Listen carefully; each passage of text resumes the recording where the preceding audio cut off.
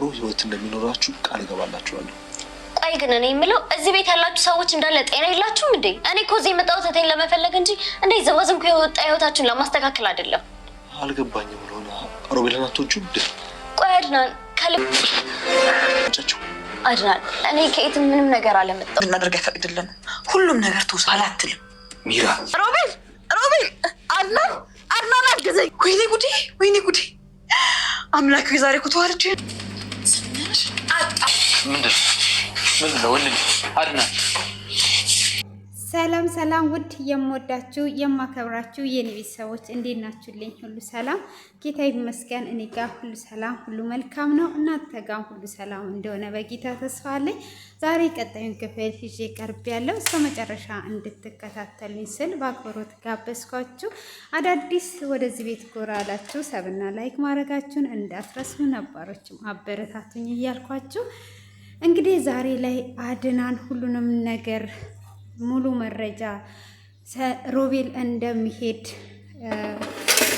ሎሃና ሰጥተዋለች ማለት ነው። ሎሃና ሙሉ መረጃ እየሰጠችው ከዚህም በፊት ሳሪ ለአድናን የምነግር ነገር አለ እያለች ነበረ። እንግዲህ እነ ሮቤል እየገደሏት ማለት ነው። ሆኖም እዛ ደብዳቤ ጽፏ ደብዳቤ አስቀምጣ ነበረ። ሎሃናም እንግዲህ የእህቷን ሻንጣ እየፈተሸች ባለችበት ጊዜ የሻንጣ ጀርባ ኪስ ውስጥ ደብዳቤ ታገኛለች። ያንንም ደብዳቤ ስታነበው ሮቤል በእግሩ እንደሚሄድ የሚናገር ነበረ። እሷም እጅግ ትደነግጥና ለካ እህቴ ይህንን ልትናገር ነበር በማለትም እንግዲህ አድናንንም ዓይንህን ክፈት ብላ እጅግ ደጋግማ ስትናገረው አድናንም እባክሽን እረፊ ያልሆነ ነገር አትናገሪ እያላት ነበረ።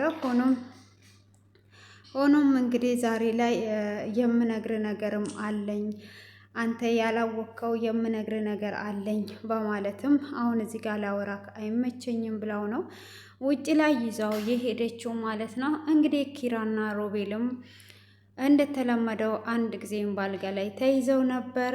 እሱም ኪራን ይዞ የወደፊት እቅዳቸውን እየነገራት እያለ አይኖቿን እያየ በሷ ላይ ተኝቶ ሳለ እንግዲህ አድናን ይመጣል ማለት ነው። አድናንም ሲመጣ ይደነግጥና ወደታች ይወድቃል። እሷም አውቃ አድናን ድረስልኝ እያለች ሰውነቷ እየተንቀጠቀጠ ነበረ።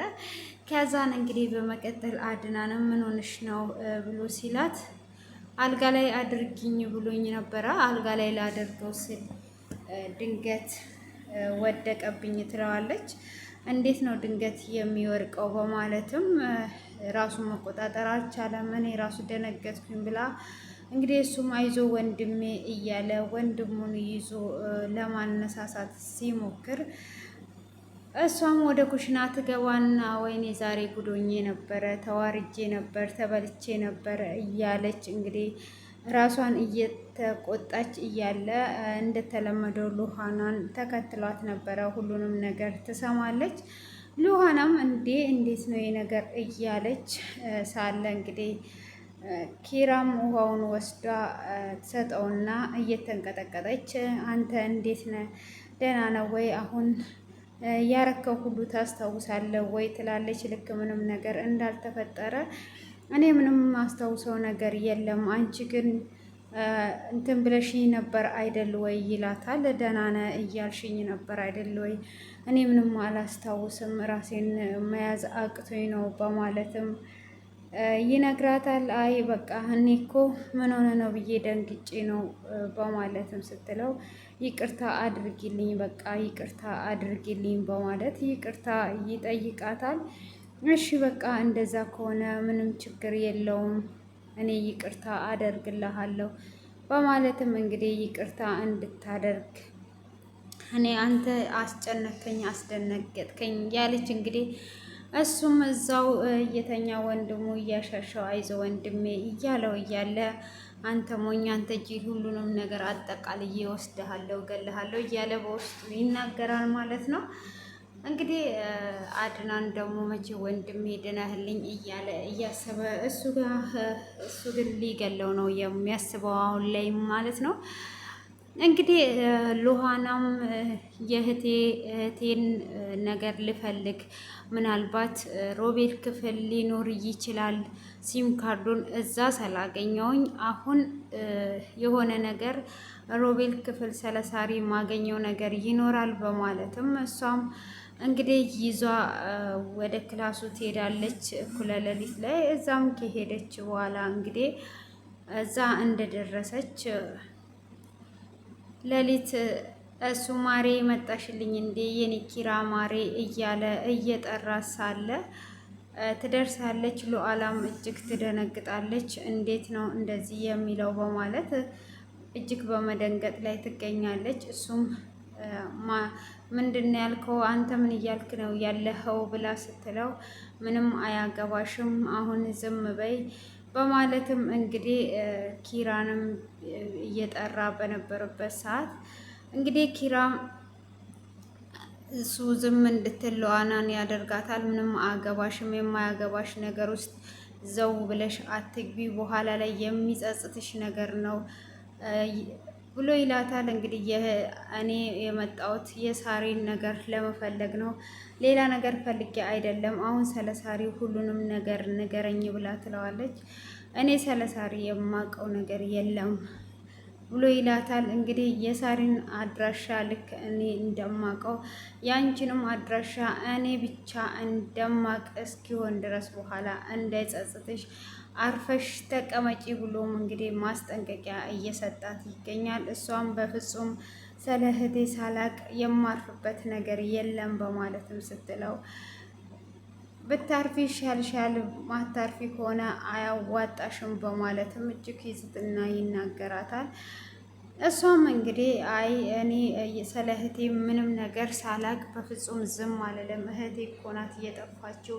ስለ እህቴ ደግሞ እያንዳንዱን የምታውቀው አንተ ነህ። ደግሞ ከኪራ ጋር ምንድን ያለ በማለትም ስትጠይቀው ምንም አገባሽ፣ የማይገባሽ ውስጥ ጥልቅ አትበይ ብሎ ይላታል። ከዛን እንግዲህ ለአድናን እጅግ ግራ በመጋባት ለነግሪ ይገባ ይሁን አይገባም ባላቅም እንግዲህ ሮቤል ኪራና ሮቤል ግንኙነት አላቸው።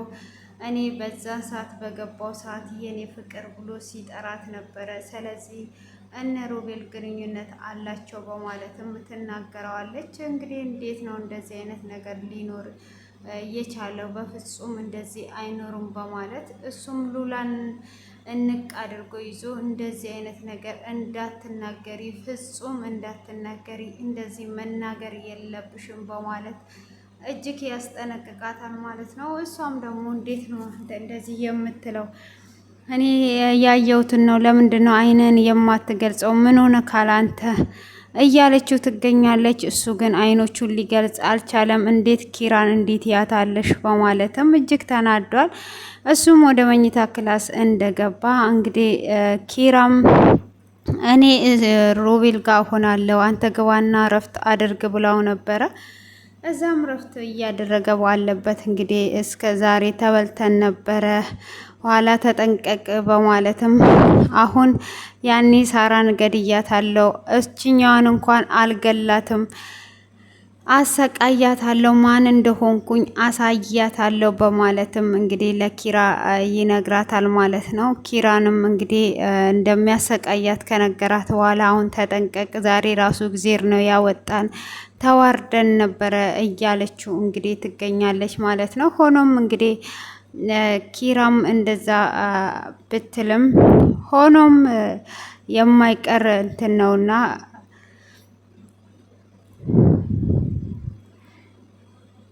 ሮቤል ኪራን አፍቅሯታል መሰለኝ። ኪራ ራሱ ሮቤልን ሳታፈቅረው አትቀርም፣ 10 ጊዜ ነው የምትመላለሰው ብላ እንግዲህ ኪራ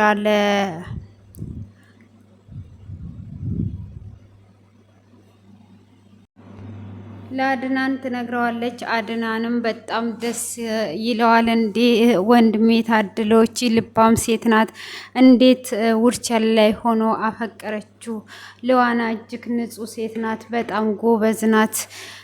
በጣም በቃ ያደንቃታል። እንዴ ጭራሽ ሆኖ አንተ ታደንቃታለህ እንዴ በማለት ስትለው አዎ እንደዚህ አይነት ልባም ሴት እኮ አትገኝም በማለትም ደስ ብሎኝ እልል ብሎኝ ነው የምድረው ወንድሜ እድለኛ ነው በሷ በመወደዱ ብሎ በቃ ደስ ይለዋል ማለት ነው። እሷም በፍጹም ይሄንን አያገባህም፣ እሷም እሱን አትወደውም፣ አንተ ሉዋናን መከታተል እንጂ ስለነሱ መዋደድ አይደለም።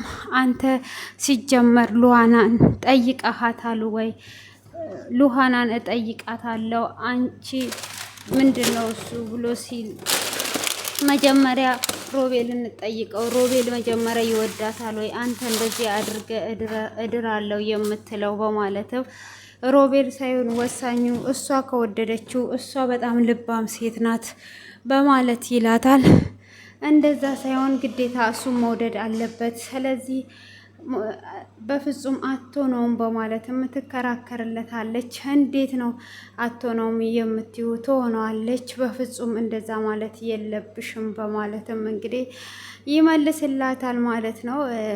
እሱም ሉዋላ ጋር ሄዶ እንኳን ደስ አለሽ እኔ ወንድሜ ጋራ አብረሽ እንደምትኖሪ ቃል እገባልሻለሁ። ጥሩ ህይወት ትኖራላችሁ፣ አሳምሬ ነው ደግሼ ምድርሽ ብሎ ሲላት፣ አንተ እንዴት ነው እንደዚህ የምትለው? ከልብ ነው ወይ? እኔ ስለ እህቴ ነው እንጂ ለእህቴ ልፈልግ የመጣሁት እንደዚህ አይነት ነገር ላደርግ ነው ወይ የመጣሁት? ምንድን ነው የምታስቡት? በማለትም እጅግ ትናደዳለች።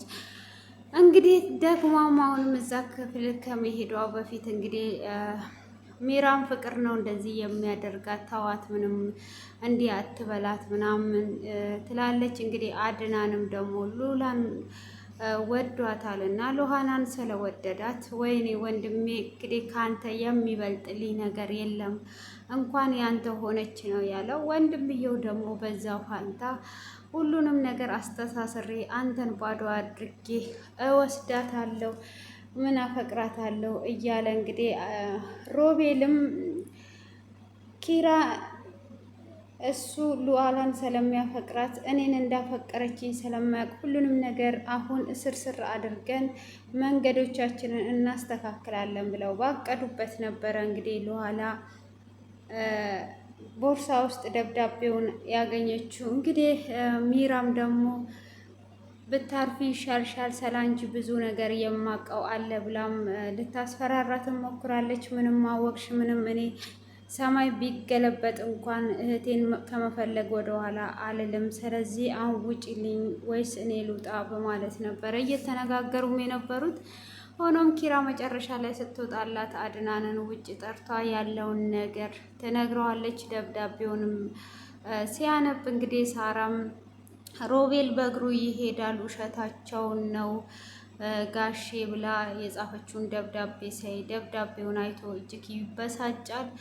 እንግዲህ ሚራም አይነን ክፈት እያለችውም ስለነበረ ደብዳቤውን ወርውሮ ወደ ቤት እየሮጠ ወደ ሮቤል ጋር ይሄዳል። ሮቤል ጋም እንደደረሰ እንግዲህ እጅግ በመናደድ ይዞት ይወጣል ማለት ነው። ምንድን ነው? ምን ተፈጥሮ ነው? አድናን ምን ሆነሃል ሲለው አሁን ይሄንን ነገር ማየት አለብህ፣ አሁን እንግዲህ ተነስ መመርመር አለብህ በማለትም እንግዲህ እንዲመረመር ሊወስደው ይዞት እየወጣ እያለ ክፍሉ ተጠናቋል ማለት ነው። እንግዲህ አሁን ላይ መመርመር አለብህ መሄድ አለብህ እያለው እንግዲህ ሮጦ ይዞት ወጥቶ ነው ክፍሉ የተጠናቀቀው ማለት ነው። በዚህ አይነት መልኩ ክፍሉ ዛሬ ተጠናቋል። እንግዲህ አድናን ይዞት ሊወጣ ሲል ኪራም እረፍ ምን ሆነ ነው እያለችው ነው። ምርመራ ማድረግ አለበት ብሎ እንግዲህ ይዞ ሲወጣ ክፍሉ በዚህ ተጠናቋል። እንግዲህ የወንድም ገዳይ ማለት እንደዚህ አይነት ነው። እንግዲህ መጨረሻውን የምናይ ያድርገን። እንግዲህ ይህንን ይመስላል። እናንተ ደግሞ ኮሜንት ላይ አስተያየታችሁን ግለጹ። እንግዲህ ሳራ ሁሉንም ነገር ልትናገር ስትል ነበረ የሄደችው ማለት ነው። እንግዲህ ሉዓላም አልተቻለችም። ይህንን ይመስላል። ከልብ አመሰግናለሁ በትዕግስት ስለተከታተላችሁኝ። መልካም ምሽት ይሁንላችሁ። ተባረኩ። ምሽታችሁ ያማረ የተዋበ ይሁን። መልካም ቆይታ